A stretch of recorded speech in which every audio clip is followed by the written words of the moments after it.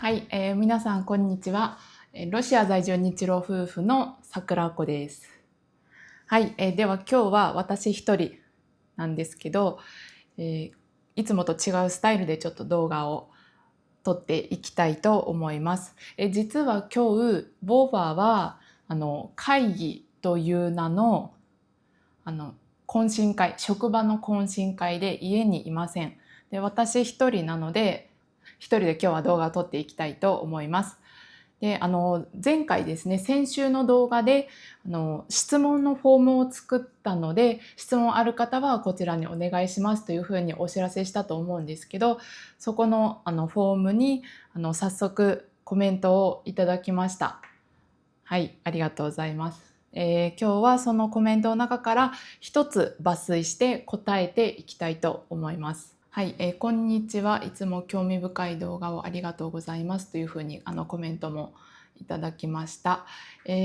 質問ですね。桜子さんのロシアでのキャリア、仕事について教えてください。どのようにして仕事を見つけましたか？また、もしよろしければ1ヶ月の収入も教えてほしいです。はい、コメントありがとうございます。この質問ですね、仕事と収入についてですね、ちょうど動画でも撮ろうと思っていたところなので、今日は、この質問に答える形で、お答えしていきたいと思います。まずですね、1ヶ月の収入。はい。1ヶ月の収入、私の収入が、15万ルーブルぐらいですね。月によってちょっと差はあるんですけど、今ちょっと円安なので金額増えますね、円にすると。33万6千円ですね。15万、16万ルーブルぐらいです。毎月。はい。で、これが多いのか少ないのかっていうところだと思うんですけど、一応今、ロシアのボルゴグラードの平均月収を調べてみました。平均月収が約6万4千ルーブルです。やっぱり日本と比べると少ないですよね。6万4千ルーブル、14万円。で、中央値の目安が、4万5千ルーブルから5万ルーブル。かなり少ないですね。中央値。5万ルーブルなので、11万円ぐらいです。平均中央値がこのぐらいなので、この私のお給料はこの町で生活する分にはもう十分な金額をいただけていると思います。はい。で、仕事についてなんですけど、キャリアということで、ちょっとロシアに来てから今までの私の仕事について振り返ってみたいと思います。どうやって仕事を見つけたのかですが、正直大変でした。以前にもお話ししていると思うんですけども、ロシアに来た当初ですね、ビザの問題があったりですとか、あとはもう完全にロシア語がゼロの状態で私はここに来ているので、まずはビザ変更のためにロシア語の試験に合格する必要がありました。なのでそれが本当に最重要課題で、約1年間ですね、ロシア語の勉強をしました。で、その期間なんですけど、本当に大学に通ってロシア語の勉強をする。で、家で家事をするという生活だったんですけど、あの、仕事はないし、知り合いも全くいない場所で、で、言葉も通じないところで暮らすっていうのは、想像はしていたんですけど、結構大変でしたね。英語圏だったら話せないなりに自分の言いたいことは言えるとか、なんとなく相手が言いたいことが分かるっていう感じだったんですけども、ロシア語だと本当に何も分からない、自分が言いたいことも何も伝えられないっていうところからだったので、ちょっと苦しい時期ではありました。はい。で、試験に合格した後、ロシア語の試験に合格して、新しいビザを申請して、その申請している間、2ヶ月、3ヶ月間ぐらい、待つ時間がありました。申請して、それをもらえるまで2、3ヶ月時間があったので、そこで初めて本格的に仕事探しを、始めました。で、なんですけど、ここのボルゴグラードには、ロシア語が話せない日本人、日本人というか外国人を雇いますっていうところがなかったです。で、外国人が仕事をできるというと、本当にデリバリーですね。フードデリバリーの配達員ですとか、そういうカフェの食器洗いとか、そういう仕事しかありませんでした。なので、もう本当にボルゴグラードに絞らずというか、もうボルゴグラードには本当になかったので、働きたい仕事が。なので日本の会社、オンラインで仕事ができる日本の会社ですとか、あとはアメリカの会社ですね。あと2人で話し合ってモスクワへの移住も考えて、モスクワの会社もいくつか面接ですねを受けさせていただきました。で、最終的に条件が合うなと思ったのがモスクワの語学学校の日本語教師、オンラインで働かせていただけるところだったんですけども、そこで仕事を始めました。日本語を教えた経験っていうのはなかったです。あとは日本語の、教える免許とかも持ってなかったんですけど、一応大学生の頃はずっと家庭教師のアルバイトをしていたのと、あと、アイルランドに行った時は日本人学校の教師をさせていただいて、で日本に帰ってからも家庭教師の仕事をしていて、一応教育の現場で少し仕事をしていたっていうのを経験があったので、仕事をさせてもらえる形になりました。で、アルバイトという形で、1時間ですね、時給500ルーブル、だいたい1100円です。今の日本円で1100円で仕事をさせていただいたんですけど、やっぱりそこでも問題はロシア語で、本当に毎日自分が仕事で日本語を教えるだけど、もうそれ以上に生徒にロシア語を教えられるですね。もうわからないものはもうメモを取りながら、常にメモを取って、で、質問とかもロシア語の質問ですぐにロシア語で答えられないものはもう質問を持ち帰って次のレッスンで説明してあげるとか、そういうことをしていました。はい。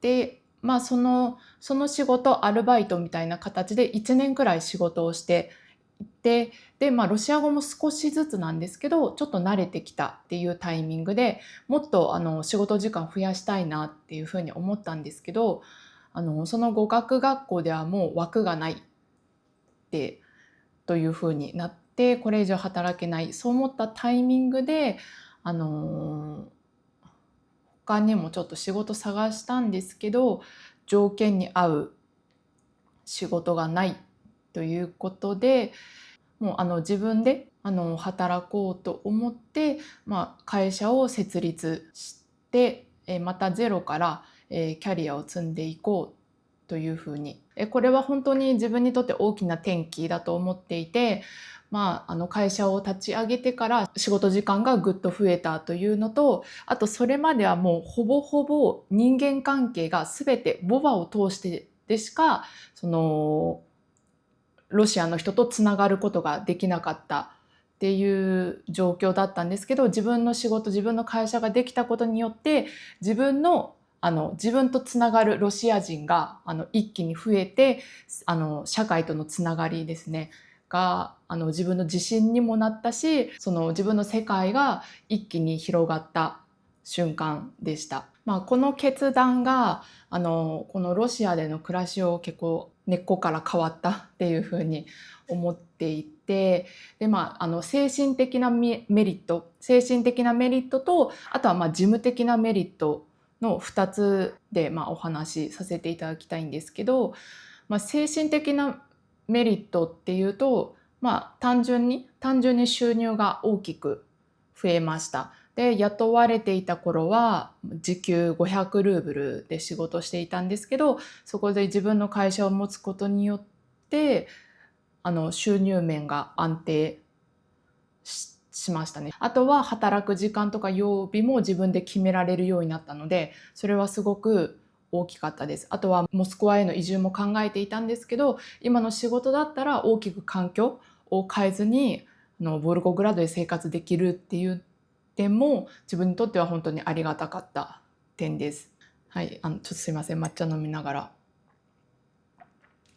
お金以上に大きかったのが精神的な面ですごく変化が大きかったです。ロシアに来た当初は仕事もない、言葉もわからない、友達もいないっていうところで、やっぱり何かあったら頼るのは全部ボバですね。で、もちろんその点ではすごく感謝はもちろんしていたんですけど、一方でちょっと息苦しさも感じていました。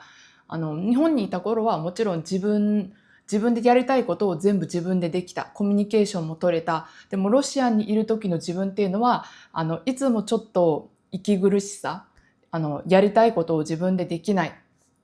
伝えたいことを自分で伝えることができないっていう息苦しさもあったので、その会社を立ち上げてから自分の収入がちゃんとある、ロシアの社会とつながっている、ロシア人の人ともコミュニケーションが取れるようになってきたっていうのは、すごく日々の生活の中で実感ができるようになって本当に良かったなと思います。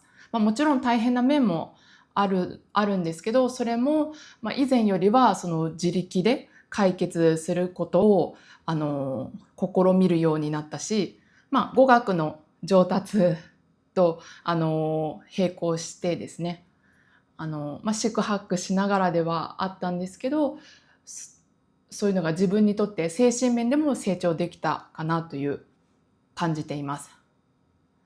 はい。あとは、夫婦関係。別に、自分で仕事を始めるまで、夫婦関係に息苦しさがあったわけではない。夫婦関係が、息苦しさっていうとちょっと違うかな。夫婦関係に不満があったわけではなかったんですけど、やっぱり自分の収入が増えたことによって、自信がつきました。事務的なメリットですね。事務的なメリットも大きいかな。税金ですね。年金とかも払えるようになったので、そういう面では、大きかったかなと思います。あとは、アルバイトしていた頃は自分の口座、プライベートで使っている口座に語学学校から毎月お給料を支払ってもらうっていう形だったんですけど、会社立ち上げてからはもう会社の銀行のアカウントがあるので、そっちで孤立してお金の管理、プライベートのお金とは別に管理できるようになったっていうのも、私にとっては結構お金の管理がクリアになった。長々と話してしまったので、ちょっと最近買ったロシアでの購入品を紹介したいと思います。はい。日本に行って、去年の夏、日本に行って、今ちょうどタイミング的に日本で買ってきた調味料がなくなってきたので、最近買いました。先週、今週と、オゾンで。はい。まず、醤油です。これ全部日本で売っているものですね。日本で作られているものなんですけど、まず醤油。ちょっと今日これが日本でいくらで売ってるものなのかなっていうのをちょっと見てみたんですけど、このお醤油いくらだったかな。417円。日本円で417円ですね。私はこれ、630ルーブルぐらいで買っているので、だいたい1300円ぐらいで買いました。でも本当に買えるだけでありがたいので、値段が高いのは仕方がないです。はい。で、お味噌ですね。これお味噌写真で見た時は本当に色がもっと白っぽい薄い色だったんですけど、こういう濃い色、もう実は賞味期限が結構近い。だからこんな多分色が濃くなっちゃったのかな。はい。急いで食べないといけないです。このお味噌も買いました。これも700ルーブルぐらいだったかな。730ルーブルですね。だいたい1300円、1400円、500円ぐらいです。これも日本の金額見たんですけど、だいたい半額ぐらい日本ではでした。で、塩麹、こんなのがロシアでも売っているんです。ちょっとびっくりして見つけて、と思ってもうすぐ買いました。これはちょっと本当びっくりした。こんなのロシアで売ってるんですね。で、これ日本では570円です。570円で、私はこれ1200ルーブルで買っているので、まあ、2600円ぐらい。もう4倍ぐらい。4倍。はい。4倍以上ですね。5倍ぐらいの値段なんですけど、これもちょっと本当にもうロシアで買えることがありがたいです。はい。これも使っていきたいと思います。塩麹も日本から持ってきたことがあります、実は。で、ロシアで美味しく食べたんですけど、まさかこれをロシアで買えるとは思わなかったので、これは本当に楽しみです。はい。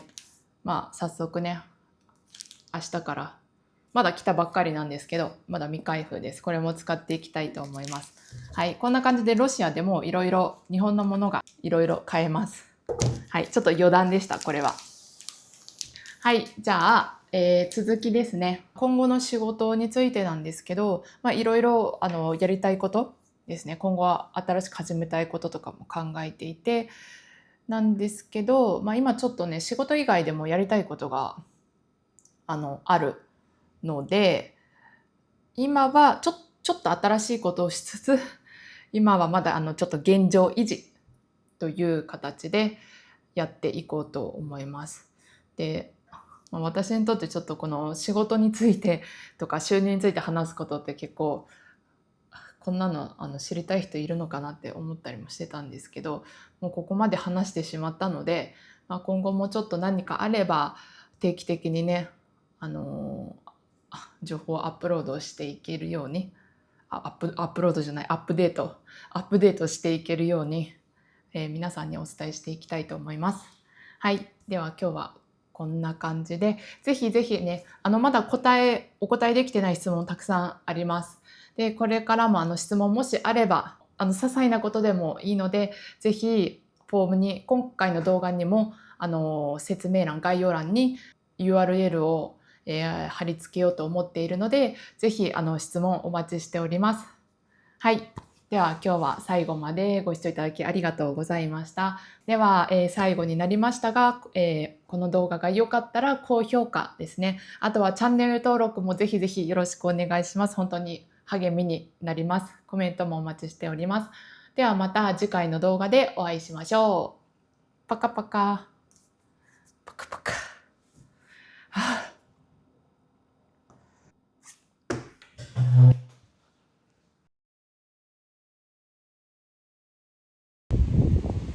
Кто меня грызет, а? Монстр.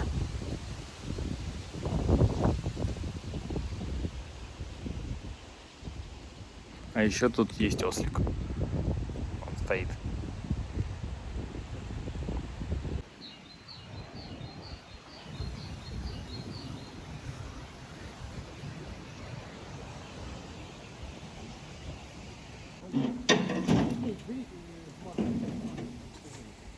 Ну, нам еще мангалы принесли.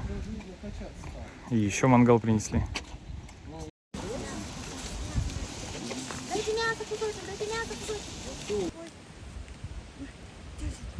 Давай чесаться, чесаться, чесаться, давай чесаться, давай, давай, давай.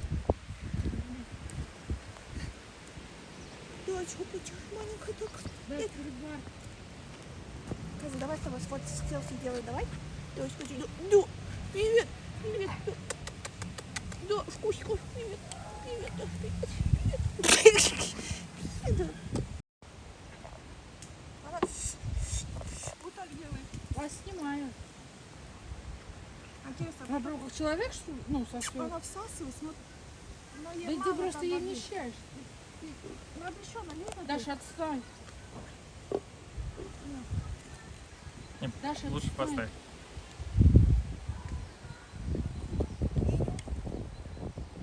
Неудобно ей. На, дай воды. Вы серьезно?